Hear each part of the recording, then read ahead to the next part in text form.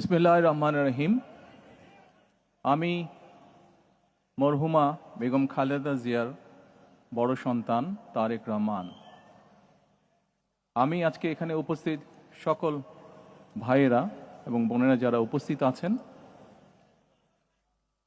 মরহুমা বেগম খালেদা জিয়া জীবিত থাকাকালীন অবস্থায় যদি আপনাদের কারো কাছ থেকে কোনো ঋণ নিয়ে থাকেন, দয়া করে আমার সাথে যোগাযোগ করবেন, আমি সেটি পরিশোধের ব্যবস্থা করব ইনশাআল্লাহ।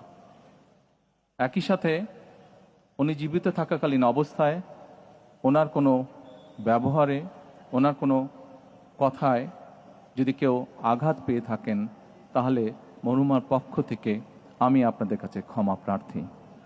দোয়া করবেন আল্লাহ তাআলা যাতে ওনাকে বেহেশত দান করেন। আসসালামু আলাইকুম।